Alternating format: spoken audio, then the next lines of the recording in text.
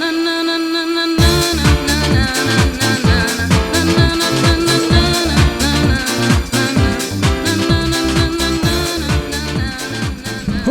right, we are here. We're good. All right. What's going on, y'all? Welcome back to the Politely Dangerous Podcast, episode 5. I got a very special guest with me.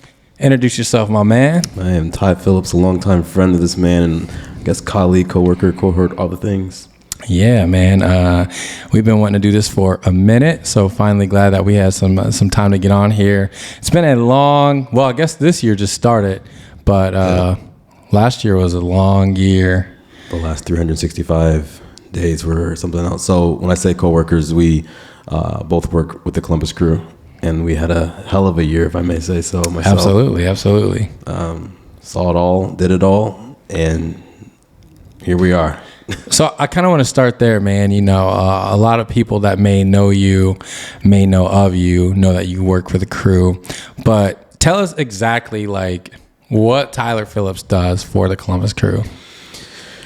So my title is I oversee fan culture and development, and it's two things.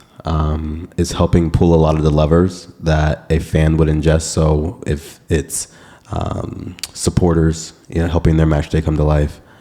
If it's our fans experiencing maybe like new food, new drink, the merch, figuring out ways that help it make sense to the fan of the Columbus Crew, and even people who aren't fans, people who are just in the building. And then it's also the stuff outside of match day. So as a fan, what are your traditions? Where are the places you're hanging out? Who are the people that are talking about the Crew outside of the match day? So I have a hand in all of that. And then the development side of it, we're really big on being a diverse fan base. Mm-hmm. We want the stadium to reflect the diversity of the city here. So it's making sure it's a safe space for all, to be honest. So whether it be the African-American community, the Hispanic community, the Ukrainian community, how are we making sure that 365, they have a place in our stadium and feel like it's theirs as well, not just one day of the year. Right, yeah. So, I mean, that's a very interesting role to have.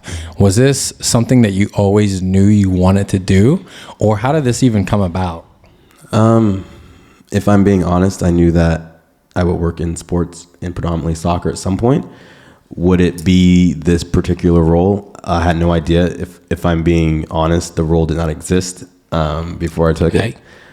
So there's a lot of kind of putting it together as we go. I mean, even when I first started, the scope of work has changed. So I got here, if you want to talk about that, I got here, I've been around the Crew all my life. I played soccer all my life. After school, I kind of like worked in the small business community here in Columbus.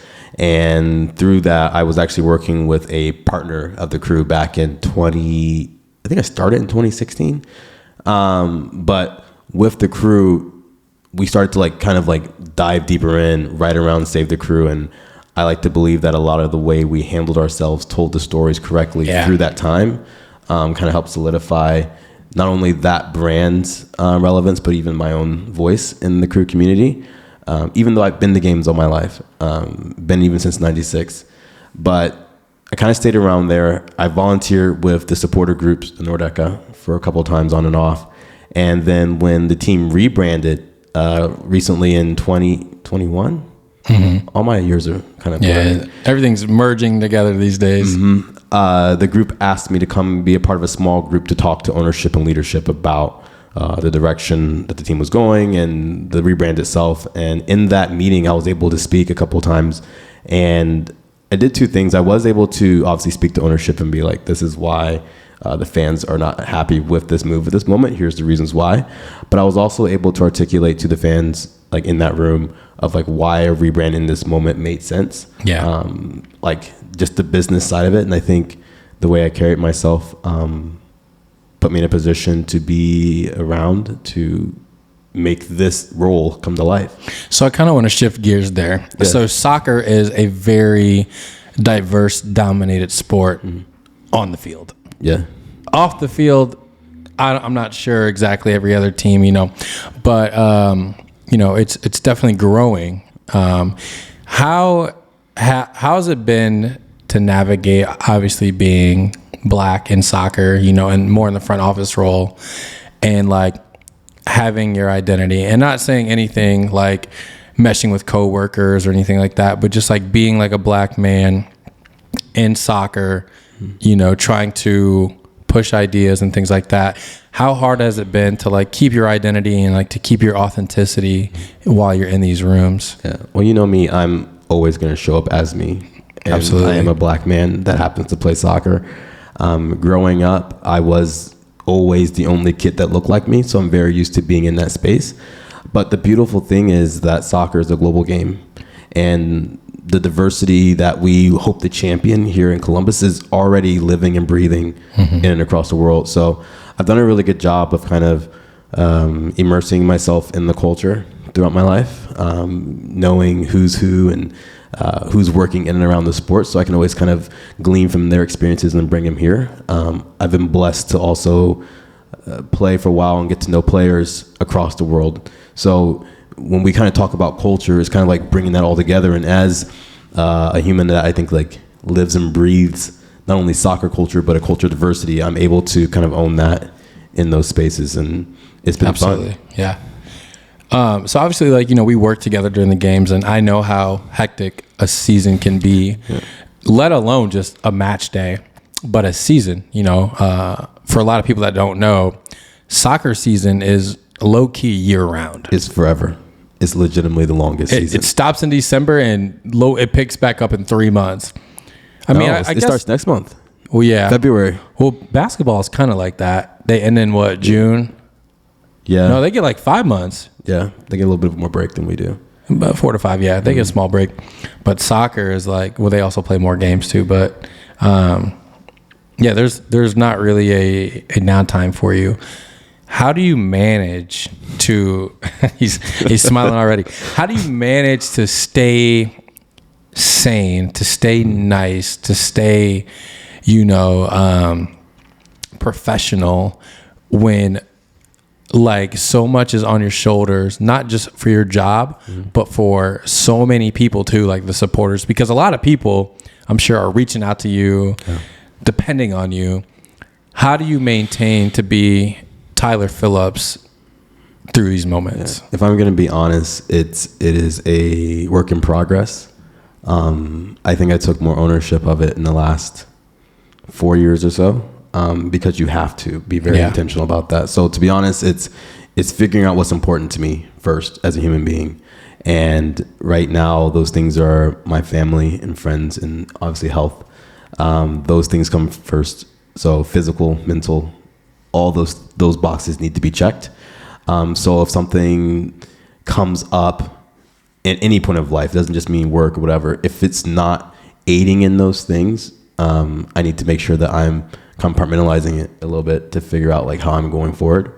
And then the other part too, like boundaries are huge. I think when I was first introduced to the concept of it, boundaries, people can weaponize them or use them to their own. Absolutely. Yeah. Their own, like, I don't know, what do you want to say? Their own advantage. But if used properly, boundaries are very, very healthy. They can help you build space that can be held for you and whoever else you let into it. And when it comes to, yes, a lot of the fans do have access to me through social media or email on my phone. I have to set those boundaries. I mean, I think it was last year where I finally started to say, like, I'm not answering text or DMs after 6 p.m. because you're tempted to. It's so easy to just open it up and just be like, oh, I have the answer. But that drains you when that's time you should be on your couch or eating a nice meal or hanging out with people. You've got to set those boundaries. And then also there's, especially with my role with the supporters, when I work with supporters, it's about enhancing or helping their initiatives. I don't necessarily drive it. So I always tell myself, like, am I right now a stakeholder in this situation, or am I helping like make a big decision for them or with them? That kind of helps me know when to step in and step out. I should always be helping, guiding. I shouldn't be telling any of them what to do, and I never do. But there's been times where there are supporters who, especially if they're new supporters, they don't understand that dynamic, and they'll like want me to like put a foot down. I'm like, that's actually not how this works. Yeah, like yeah. the supporters, how it goes, big dog. Yeah, the supporters figure it out. I just help it come to life. Gotcha. So that's where the boundaries come into play, and that's how I'm able to be me. Which again, like, is a work in progress. Like, you have to also learn to love yourself so you can enjoy bringing yourself to life.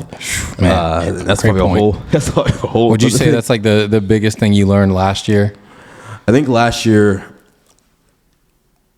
I took it a step deeper. Instead of just liking it, I learned to celebrate myself and celebrate like what I brought to the space or to the table or whatever.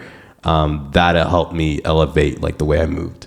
There's a confidence that I have now when I walk, and I've always like known what I'm doing, right? But I never really championed it or celebrated it. Why do you think you didn't?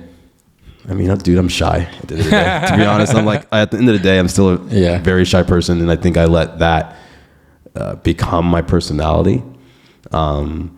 But now, like, what I've learned is, as an adult, it's very rare that any of us, quote unquote, trick anybody into anything, right? So if you're in a room or your opinion's asked for, it's most of the time that's the real moment for you to step up. Yeah, it's not like you trick someone into putting you in a position to answer some of the bigger questions of life, type of thing.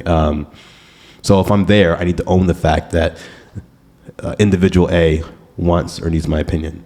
I should be able to respect that and step up to that, and I'm worthy of it. Yeah. So. Would you say that that's been like the hardest thing, or what do you feel like the hardest thing for you was last year? Do you think that was it?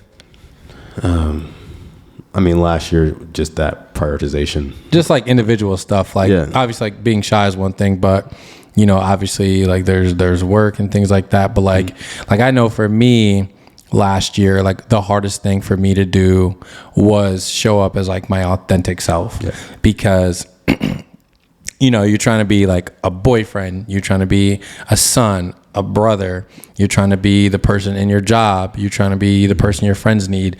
So like, I always felt like I was showing up as like a different person all the time.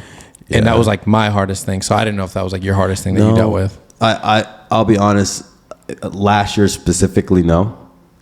Because again, I learned to celebrate who I was. Yeah. So I was just going to show up as who I was. I mean, if I'm being honest, there's tons of individuals who want me to wear different hats, but not just like different hats in the sense of, oh, I can be multifaceted. They're like, I want you to be this person this day or this person another day. And I'm like, I'm going to be me all the time. Because other people get to do it. Yeah. So why do we, it's funny now that you actually made me think of that. It's like in other spaces, everybody else, for some reason, when I see them, is them. So like, why do I feel the need to have to switch or, you know, make them feel comfortable? Like, well, it's complicated. We're both public facing. And one part of the double-edged sword of that is that people are going to ingest what you give them, right? And if they are ingesting it and they like it, they don't want it necessarily changed. They want you to be the parts of you that they like. Yeah. And that's not to say that a part of you that shows up they don't like isn't good. It just doesn't work for them. So, but that's okay. It is okay to, you know, have friction and tension. Yeah. But as human beings, we don't seek that out. So going back to you saying like, why is it that for us? I mean, we're aware of that. So we typically want to keep the peace, keep people ingesting our content. And that's where we sometimes slip into moments of, well, let me be what they need me to be instead of just being yourself. For sure. No, that's a great way to put it. So you said last year, you know, celebrating yourself was like, you know, the thing that you focused on the most. What would you say for 2024 is the thing that you're trying to work on or build on? 2024, I want to do less. When I mean by do less, like I want to be able to put 100% into things that are priority. I get pulled in a lot of directions, and sometimes that ends up being where I have to only put in 60% somewhere, and I don't like that. I would like to own my lanes and do those things very, very well. So I think for me, not allowing myself to be pulled out of those priorities is going to be very important for me, and I'm going to be very intentional about that. I know what my role is. I know the initiatives that we need to get done this year. That's what we're doing. We're going to do those well, and we're going to do those better than we did it last year. Hey, I'm ready for it. Yeah. Now, did you grow up here in Columbus? Yeah, born and raised. And then where'd you go to school? So, sorry, I'm going to laugh and cough. Oh boy. So, born and raised in Columbus. I was actually homeschooled up until college. So, and a lot of people always ask, like, how are you normal, quote unquote? Feel very blessed to have had a very well-rounded childhood. Played sports, played music, even was in theater and stuff a lot. So I was around a lot of people. I wasn't sheltered like that. Now, why do you think, I mean, obviously I feel like we know why, but that narrative of like, oh, you're normal for a homeschooled kid. Like why do so many people have that narrative of homeschooled people? Like, yeah, it is a bit of our own fault because I think Mean Girls. Remember the beginning of that where the kid's I think he's homeschooled and he's saying that homeschoolers are supposed to like kill the dinosaurs and something like that. Something I can't. really it's weird been a while since I've seen it. Politically incorrect moment. But like, there are a lot of homeschoolers that the reason they did it was to, I'll use the word indoctrinate their children, or they felt that the school system wasn't up to par, so they felt they could do it better. And within that, they're like, we don't want that to touch them. So when these kids get isolated because they're trying to keep them quote unquote pure or whatever, you do get some of the more awkward moments that the public sees. Do you feel like you missed out on a lot because you're homeschooled? No. You don't feel like it affected you in like any way? I mean, there are definitely parts of me that were affected. Like, I'm trying to think how much I want to disclose here. I didn't date in high school. Yeah, who would you date? It's not like you saw a girl in the hall. No, we were not dating family.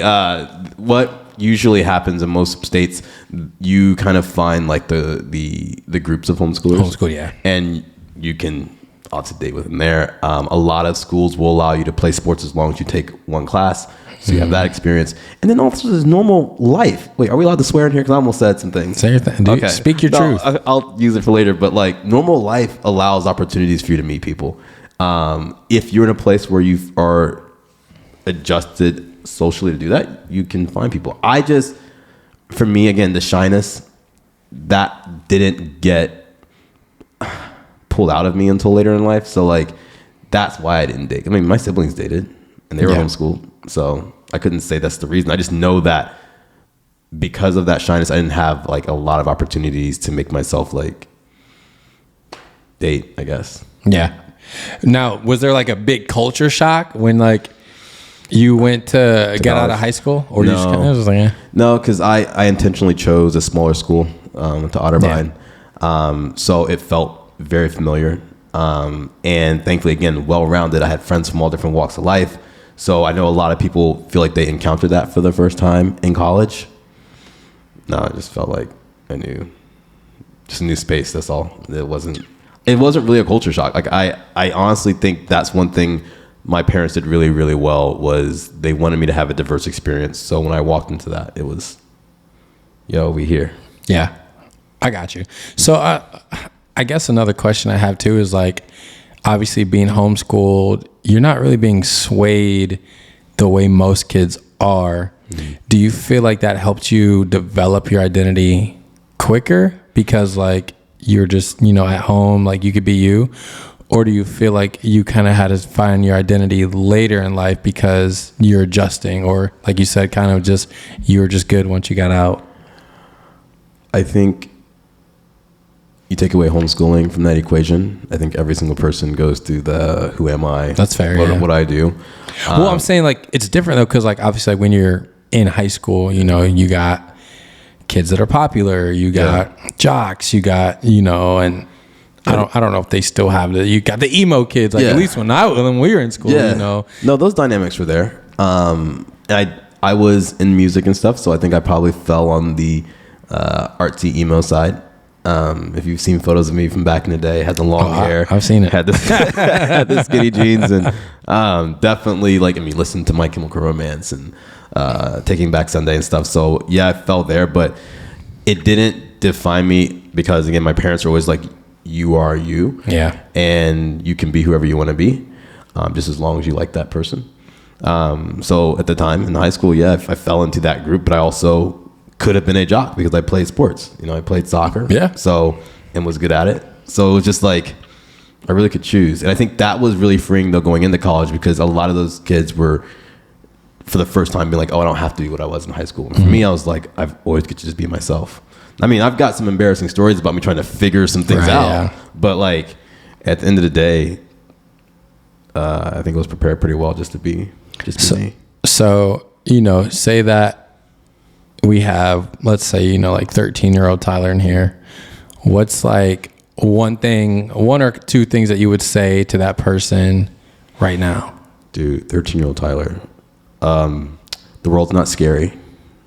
Like, I know you're shy and scared. It's just not. Adults are just like you, just older. They're just figuring it out. Great point. Yeah. Learning that as I Yes. get older. Yes. So, and then we're all going to make mistakes. Like, I think as a kid, 13-year-old Tyler thinks that there's an age where you just figure it out and you will just do all the right things. And as long as you follow, quote unquote, a certain path, you're good. But you learn as you get older that each and every day is an opportunity. And it's the decisions that you make throughout the day that, set your path. And every day is going to always be an opportunity to try to like change the path or improve the path. And yeah, I think that's what I would tell them is like, be okay with opportunity because life will give you plenty of it. Yeah. Do you feel like mental health plays a huge part in your journey now? Because it sounds like, the stuff you're saying, it sounds like you've done like a lot of reflection and like, you sound like very aware of like the things that you've been through and like your journey. So like, I'm curious in like how much does mental health play in like your life today and like your day to day? Extremely important. I'll kind of start present, right? We live in a world where you're underneath the world's microscope all the time. All the time. Like, it doesn't matter if you're a celebrity or you're just a normal person. Someone else is looking at you, and which is kind of crazy to think about. It is. It's we didn't have this growing up, but someone, because of those eyes, there's going to be opinions. There's going to be things being said. There's going to be opportunities to like be in spaces that you probably would not have been able to at a different time, right? So you have to show up as your best self. Unfortunately, because of the way the world is, not everybody does that. And some people are not supported enough to be their best selves. And it's unfortunate, but at the same time, we do live in a time now where there's an awareness that there's different levers to pull to show up that way. And there's support groups, there's therapy, there's even the community. I think that we are starting to grow, like, you have like the accountability groups, right? Yep. Those are things that just weren't mainstream things. Yeah. But for me, thankfully, my parents introduced therapy to us pretty early. And I say early, like high schoolish. And it wasn't presented as, oh my God, something's wrong with you, let's get you therapy. It was presented as, you go to the doctor for your checkups to make sure you're good. Yeah, that's a great way to put it. Therapy is just making sure you're good mentally. It's a mental checkup. And sometimes, like, as we know this now as adults, they are not going to get every single nuance that a young child goes through or a young adult goes through, or they can't relate. But there are people that are professionally trained to do that. So we were all allowed to start seeing therapists when we were like, I don't like to say the word allowed. We were all like, it was cool if we went and saw a therapist from like high school up. Yeah. And I've had a therapist now, I think, consistently most of my adult life, to be honest. So yeah, it's a normal thing for you. Yeah, it is. I encourage it. I don't feel any stigma. I don't feel like something, quote unquote, is wrong with me. That's why I'm doing it. I literally feel it's helping me navigate this crazy thing we call life. The ups and downs, the twists and the turns, the surprises, and even the things that are natural, but not everybody experiences. Like, for example, I last year I experienced death for the first time. I was First time. Wow. I was fortunate enough that everybody in my family was just living forever in a weird way. But when it happened, I lost my grandfather. It was like weird. Like I didn't know how I was supposed to feel, and I remember I actually was at the house when it happened.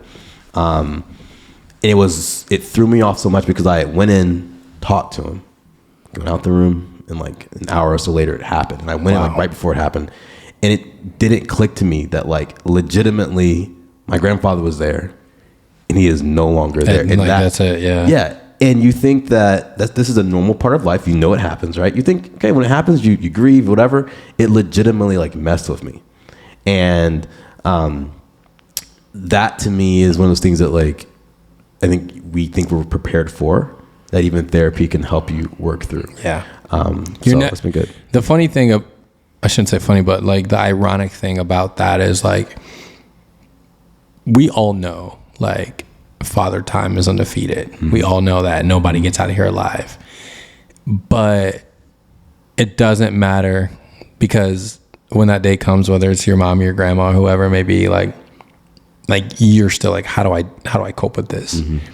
And like, that's one thing I'm definitely trying to focus on more, is like understanding day to day, like this is not a forever thing for anybody, you know, in your life. And it's like, that's really helped me just like focus on just being happier again. And then like also like calling my friends. Yeah. Sometimes maybe annoying, like, what's up, bro? You want to get lunch? You want to get lunch? You want to get dinner? It's like, because you just don't know like when you could be able to do that next. Yeah. And like, not to like stay in like a darker place, but if we bring it to a very light place, it actually helped me realize how beautiful life is. Because months later, as I'm dealing with this and realizing that, you know, time is so short, it's very valuable. Sorry, the time we have is very valuable with people, right? We had our first grandchild come into my family. So my brother had a baby, and it's like the opposite side of the spectrum. Yeah. It's so beautiful to see life that's been created by like someone, you know, right? But this is new family member. So I lost a family member, but I gained one. Circle life. And it was like, okay, now I want to live for this person. Yeah. Like I want to make sure that I'm around and I'm showing my best self, because one day this little one's going to look up to me for no reason. In my head, I'm like, why would this kid ever look up to me? But they're going to. Yeah. And that's why I say like full circle with therapy. It helps me show up as my best self at all times, because it does matter to the people that are in your life now, people that will come into your life, and the people that, yes, will one day leave it.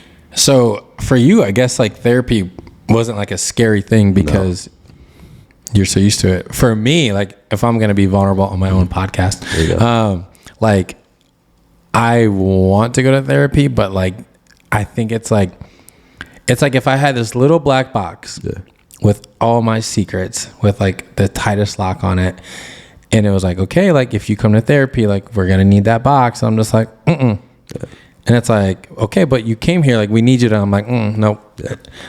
That's real though. And I think, first of all, the fact that you were able to recognize that and you can speak to that, your therapist will tell you that's already what you're going to work on, and it's a good thing. But there is a sense of it that is scary, because being vulnerable in itself is you laying yourself bare to somebody, and you are laying yourself bare to a stranger, if I'm being honest. These are not your friends. I think that's my problem, is just like, I would rather, and I'm not saying we shouldn't go to therapy. Like I'm definitely going to do it this year, but like I'd rather sit and talk to you about it. Yeah. And I think that that's a good thing. You should. Like we've had a lot of really just great conversations, right? But there are some nuances that I won't be able to walk through, because I either don't have the experience. Like I can empathize, but I may not be able to relate. But these human beings who are therapists are actually trained to be able to navigate those things. Humans are similar. There are traits and stuff, right? I'm always going to be able to be down to chit chat about anything. But when you're like, you need to dig into like the why, I may not know all those things, but your therapist will. And that's what's empowering for me. I ask a lot of questions. I'm naturally curious, and especially when it comes to myself, I'm like, why am I this way? I remember one of the most impactful books I read, I think it was 2 years ago, The Little Book of the Human Shadow. And it was talking about how all of us, like we always present as like our best selves, right? But there is the side of us that's less less preferred is what we'll put it. Being able to acknowledge that side of you exists, and like you will have moments where you show up in ways you would not prefer.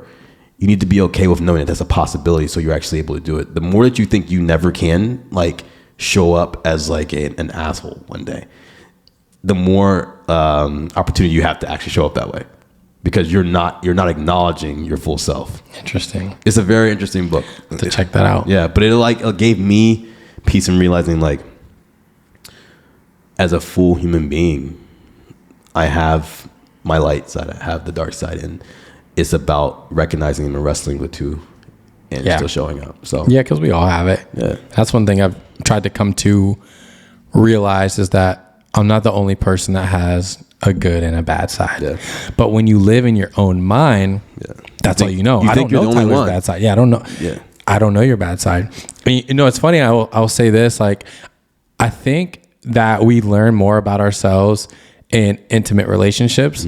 Like, that's when all of our traumas and like toxic Show traits up. start to come out, because like when you have people that are so close to you for so long, that's when like things start to kind of like unravel. Like, I know, like, the relationships I've been in, I can look back and be like, whoa, that was like some trauma that was being projected onto that person that I never knew. Because like when like it's your friends, it's just like fun, you know, like you don't really want to argue, like you're like whatever, you kind of let things slide, like, you know, under the rug. But like when you are like with a person on a day-to-day basis, and it's like you're in a bad mood and like they piss you off, or like they just don't do things the way you want them to do, like you're like, whoa, you're like, I didn't know I even had this side in me.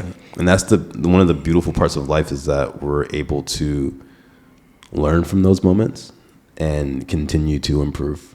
And I think that's why I said that whole recognizing both sides. It's like, I want to always still show up as better than I was yesterday. Yeah. So, and again, like, we're all on our own journeys. And the sharpening of the tools, the sharpening of the mind, sharpening of who you are is a continual thing. So like all those moments will just show you a way to improve. So speaking about, you know, who you are, obviously the name of the podcast is Politely Dangerous. Yeah. And, you know, basically what that means is like good-hearted people, you know, kind people, genuine, authentic people, but they also kind of got that slight edge to them, you know, dog, as they say. that dog, you know, they have, you know, they're very strong-willed, they're strong-minded, you know, they're fierce in their goals and the things they want to accomplish. What would you say makes Tyler Phillips dangerous in his own right? I'm bold. And the thing is, again, I didn't used to be, but now, like, I am. I think so much of life is dictated to us. So much of life is presented to us. And some of the best ways to explore and enjoy life is to think outside the box or experience something outside your comfort zone. And for me, being bold is being willing to live in that space, that uncomfortable space. As I said, like, even my job, it didn't exist. So there's a lot of figuring it out in real life. And it's uncomfortable figuring out your own space in a professional environment where everybody knows their space, you know?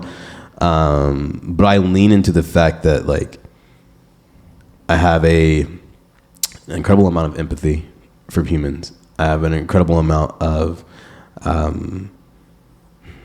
compassion. I'm able to see the person who's sitting across from me as a human and hear them. And when that happens, I'm able to tap into ideas and experiences that people want to see come into life, and I can do that. And the boldness comes into play when, like, there's ideas that haven't been actioned yet, and I can help someone action their ideas. So that's I think that's what makes me, like, a little dangerous. I like that, man. I mean, one of my favorite quotes is "Fortune favors the bold," and I live by that. You know, I think the more that you can look at life and look at life in the face and be like, you know what, I'm going to challenge you. Yeah. Because I know you're going to challenge me as well. Yep. So I'm going to challenge you. I'm going to go do something I know I probably shouldn't do. I shouldn't be in this space. I shouldn't make this move. I shouldn't take this chance. But I'm going to challenge you right back, life. I'm going to see what you give me, because you know what I mean? And it's funny, I even take it to a different level. One of my friends has a saying that she says all the time. It's very positive, but it's like, show me how good it gets. She says that to life all the time. Show me how good it gets. And that in itself is a challenge, because we typically, I think, as humans are pessimistic. So to even speak, how bad is it going to be? To speak, show me how good it is. That's a bold, like, I think this could be great. Show me how great it can be. I am open to receiving it. Yeah, and that's opening also your world to positive and new and bigger things. And that's kind of like what I wanted to circle in on. I think I've learned a lot about seasons right now. Like, sometimes it's not the right time for something. It may be the right thing, but may not be the right time. I tell people all the time that just because you're in someone else's space or you're in a room to bring ideas to life, maybe it's just not the right time. It's up to you to kind of to lean into your intuition to know when the right time. Because let's say there's some things we did with the crew last year that would not have worked 2 years ago, just because of reading the room. The fans were still feeling out where we were going in the direction of the club. But now if we do it, it would pop because we are that club now. So sometimes that boldness, 3 rings go for 4. Sometimes that boldness is meant for a certain season. And it kind of, and that comes down even to like your personal life. Like, you're not for everybody, right? And everybody's not for you. But those people can show up in different times at the right time and be the right person at the right time. So it's figuring out, man. Good stuff, man. Yeah, let life show you what it is. All right, man. Before we leave, how's it feel to be a champion? If I'm being so honest right now, it hit me last week. Because, I mean, if you think about it, we had so much work to do after we won. I remember even like match day, I was doing a lot of work with the league and with our club. So it was just like running back and forth. A lot of back and forth. And then that night, yes, we celebrate, but then we have parade. You've got players doing media appearances. You've got after party appearances, I guess. After parade appearances. Yes. Social media doesn't stop because you're trying to tell that story multiple times. Oh, I know people were like, we get it. Yeah. We get it, league. You won. But I mean, hey, think about this. In sports, you're not guaranteed that. Like, there's teams that haven't won championships at all. I got 2. I mean, it's a lifestyle. It's a lifestyle for league. But for some teams, it isn't. So, like, as a brand, you want to make sure you're championing that. So, all that to say, I didn't fully ingest the fact that we won, and also won at home and won convincingly, until about a week ago, because I sat down. I wear an LA hat. It's the Dodgers, though. I mean, it's not bad. It's all right. I watched the game for the first time. Like, at the game, we ingest it differently because we're a part of it. Yeah. So the key moments. Yeah. You didn't even see the shifts. No, I didn't even see the second goal. I did not see the second goal. I was back of house. So I had no idea. But it hit me when I realized, like, how happy our fans were. It hit me how happy when I would see people at the parade. Like, this made their year. So stuff that we did, like small things we did, you providing the beats to a game, you being the MC and welcoming people, us inviting the city of Columbus to this building, me even reaching out to different communities. Like, we brought people together for a really cool moment. And at the same time, when that hit me, it was like, this was something good that the city got to experience. And being a champion just hits different. Done well. Yeah, we did it really well. It really was done well. I mean, from the match to the parade to everything, it was a championship type season from top to bottom. So and I'm excited because when you are the champion, you honestly get to tell that story for as long as you really want to, and it's really unique as we position our brand to be that team, right? We're going to talk about Columbus and how we're a city that champions diversity, champions the beautiful people in this city. Yeah. But we get to do it on a global stage. I mean, you know this. We're hosting the All-Star Game this year. Yep. And it is, for all intents and purposes, Lionel Messi's first All-Star game in Columbus. Lionel Messi is... What's going on the TV? I don't know. Lionel Messi is easily, I would say, one of the top 3 individuals in the world. All the eyes that will follow him will be on our city. And so I'm excited to like tell the stories of this city, the individuals that make it up, champion their initiatives, their passions on a global stage. And that's what all this is kind of brought to life. And it said, when it hit me that we're going to do some really cool things this year because of this championship, it is a blessing and an honor. And for me as well, being a child of this city, watching the work that I do actually impact people's day in life. Like there are memories made on December, what was it, the 9th? I think it was the 9th. December 9th. Memories made that kids will be telling their kids about one day. Yep.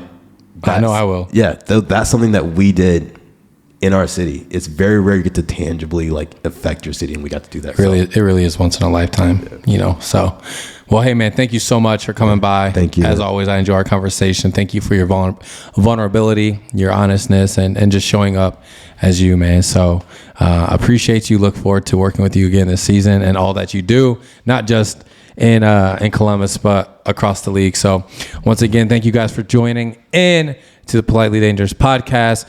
Episode number 5 with my guy, Tyler Phillips. Stay polite, stay dangerous. Thanks, man. Cool. We did it.